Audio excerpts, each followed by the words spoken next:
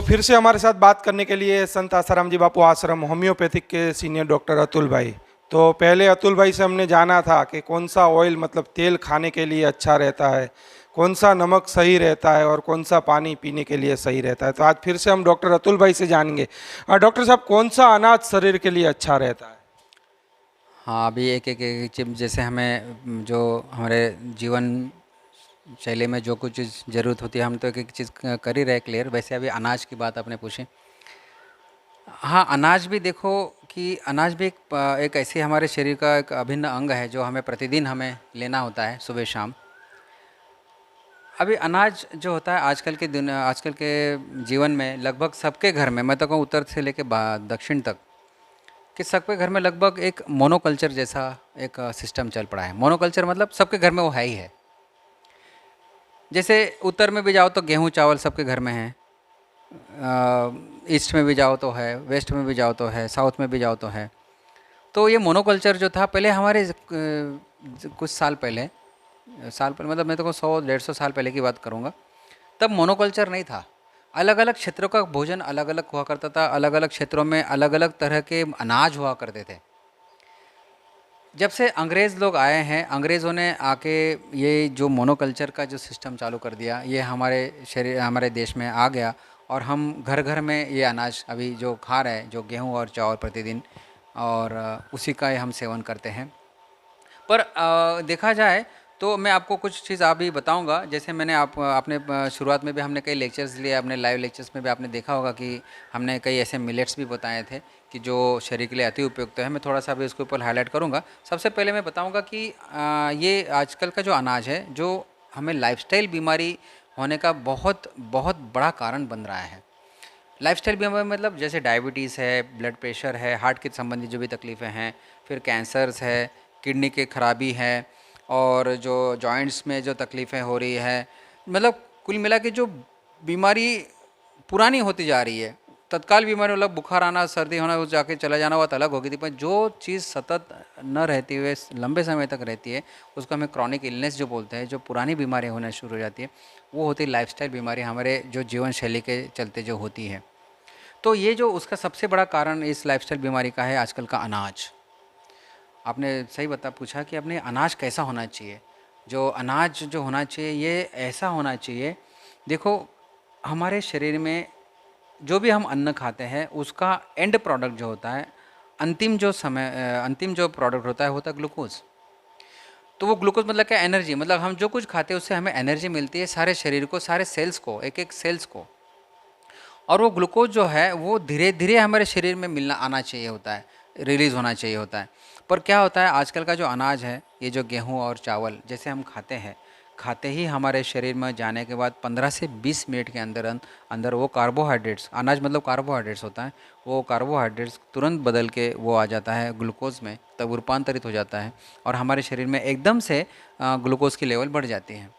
खैर, हमारा शरीर जो है वो ग्लूकोज को मैनेज तो करता है। अभी जैसे हम छोटे बच्चे से लेकर हम बड़े होते धीरे धीरे धीरे शरीर तो मैनेज करता है, पर कुछ स्थिति ऐसी आ जाती है कि शरीर उस तरह को मैनेज नहीं कर पाता और फिर अलग अलग हमारे शरीर में बीमारियां होती है। जैसे हमने आपको अपने वो लेक्चर में हमने जो बताया था कि ग्लूकोज डिस्टर्बेंस से कैसा होता है, माइक्रोबियल डिस्टर्बेंस से कैसा होता है और हार्मोनल डिस्टर्बेंस से शरीर में कैसा बदलाव होता है, अपने लेक्चर में हमने पहले ही बोल चुके हैं।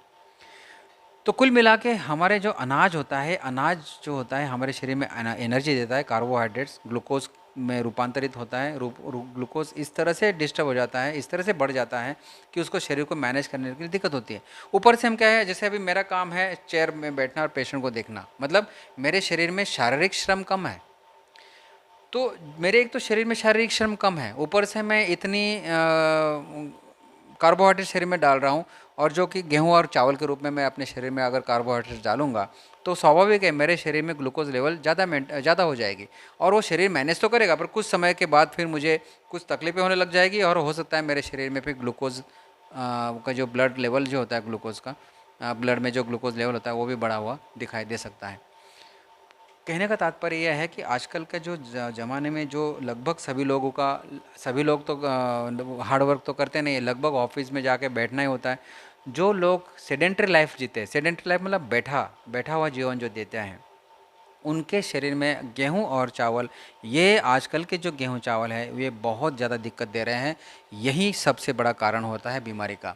अभी क्यों क्यों क्यों इसमें एकदम से ग्लूकोज क्यों एकदम से बन रहा है, क्यों इसमें तुरंत 15-20 मिनट में ग्लूकोज रूपांतरित होता है? क्योंकि इसके अंदर जो फाइबर्स होने चाहिए, अनाज में फाइबर्स भी होते हैं और कार्बोहाइड्रेट्स होते हैं, वो एक दूसरे से बंधे हुए होते हैं। धीरे धीरे फाइबर्स खुलता है, धीरे धीरे कार्बोहाइड्रेट्स खुलता है और इस तरह से हमारे शरीर में ग्लूकोज रूपांतरण होना चाहिए। पर आजकल के जो गेहूं और चावल है इसमें फाइबर्स लगभग नहीं है, इसमें फाइबर से नहीं, ये पॉलिश किया जाता है। पॉलिश के बाद इसके एकदम ऊपर की परत में थोड़े बहुत अगर फाइबर्स होते हैं वो भी पॉलिशिंग में चले जाते हैं। 0.1%, 0.01%, 0.02%, मतलब इतने छोटे मात्रा में बहुत माइक्रो चीज़ में उसमें फाइबर्स होते हैं, नहीं के बराबर। उसी के कारण हमारे शरीर में जो है वो ग्लूकोज एकदम से फ्लरिश हो जाता है, एकदम से हमारे शरीर में वो बढ़ता है और इसीलिए ये अनाज हमारे शरीर में बड़ा दिक्कत दे रहा है आजकल। तो आप सोच रहे होंगे कि भाई गेहूं चावल के बाद तो हम ज्वार खाते हैं, बाजरा खाते हैं, रागी खाते हैं, मकाई खाते हैं, ये भी अनाज है पर ये न्यूट्रल अनाज माने जाते हैं मेडिकल भाषा में। न्यूट्रल अनाज मतलब इससे कोई नुकसान भी नहीं होता, ना कोई ज़्यादा शरीर के लिए मतलब ट्रीटमेंट के हिसाब से कोई ज़्यादा उसका उपयोग भी होता है। ठीक है, शरीर के लिए अच्छा है एज ए केवल खाना के हिसाब से।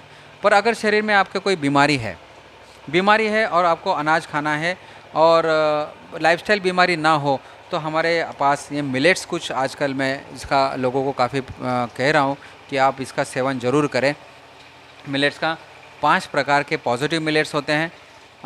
शायद आप लोगों को मैं बताने के लिए मैं ज़रूर कहूँगा एक बात कि साउथ में एक डॉक्टर खादर वल्ली है जिनको हम पर्सनली भी मिले हैं और उनके साथ लगभग मैं अभी 2 से 3 साल से मैं ये काम कर रहा हूँ और काफ़ी उनकी तरफ से हमको गाइडलाइन भी मिलती है।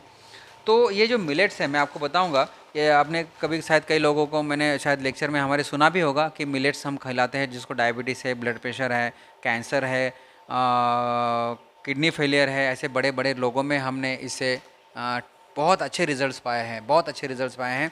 मेरे पास तो ऐसे कई पेशेंट्स हैं, मैं आपको बता भी सकता हूँ, चलो हम कभी मौका मिला तो बताएंगे भी उनको भी कि वो बिल्कुल इस करके रिपोर्ट्स के साथ हम उसमें इम्प्रूवमेंट देख रहे हैं।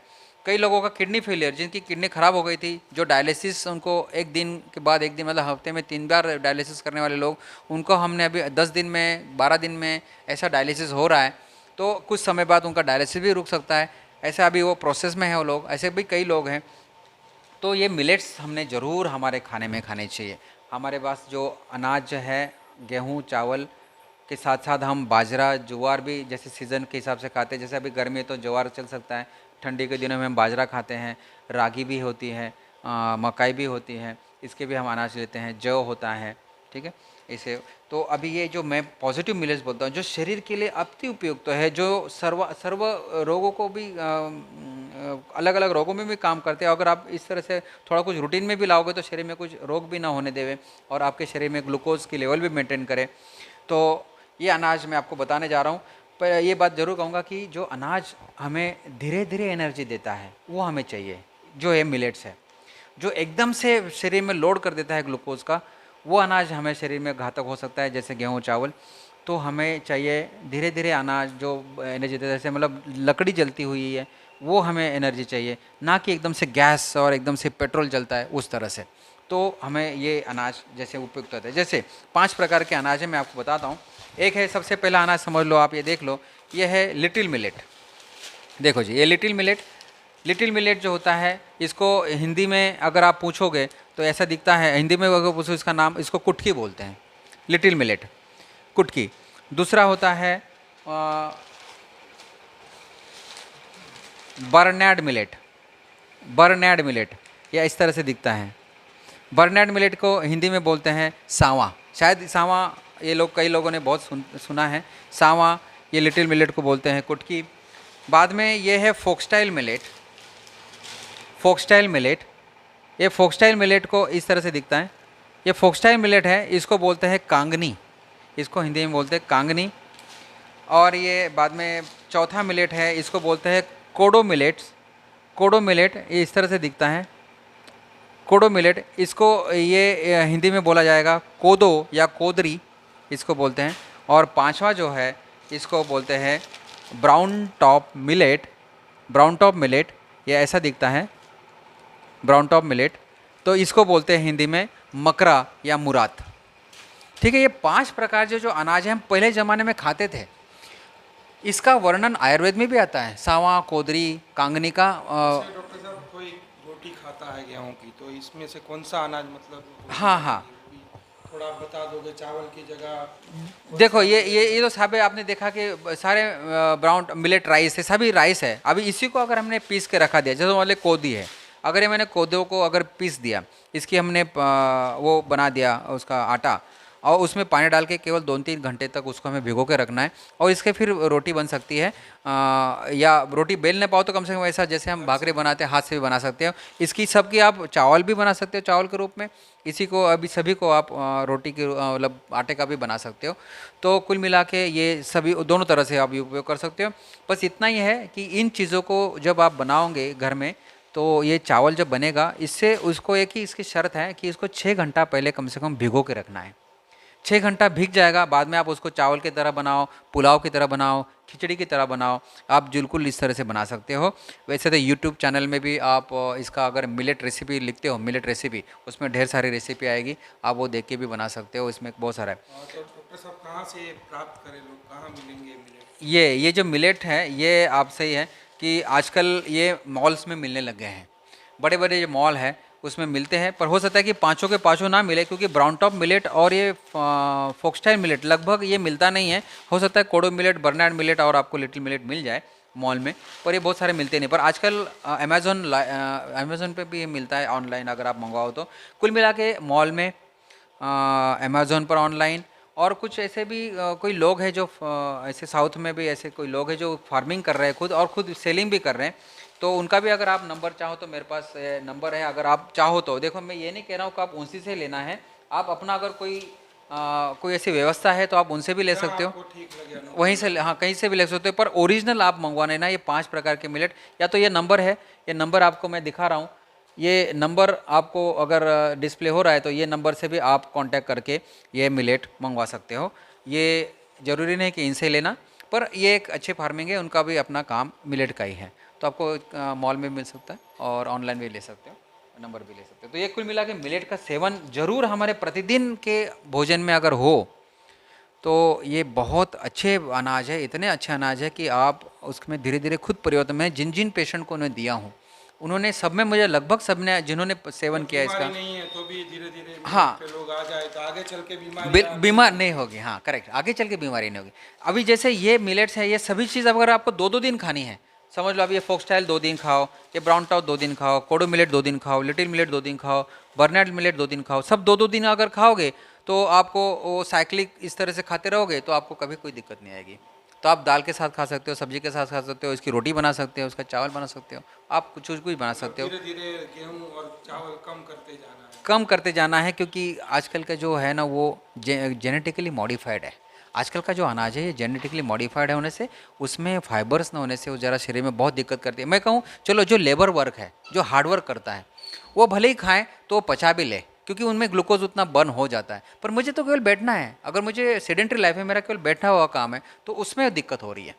इसलिए मैं कह रहा हूँ कि जो हार्ड वर्क करते हैं वो भले गेहूँ चावल खा सकते हैं, जो लेबर वर्क है, जो खेती में काम करते हैं वो। पर प्राय देखा जाए कि जो ऑफिसर है, ऑफिस वर्क होते हैं, जो सेडेंटरी लाइफ है, वो लोग खाते हैं, उनको दिक्कत हो रही है ब्लड प्रेशर की, डायबिटीज़ की, क्योंकि अनाज से। इसलिए मैं उनको ज़रूर कहूँगा, जो ऑफिसर लेवल पर है, जिनका बैठने का काम है, वो मिलेट्स ज़रूर खाएँ और अपना स्वस्थता ज़रूर मेंटेन करें।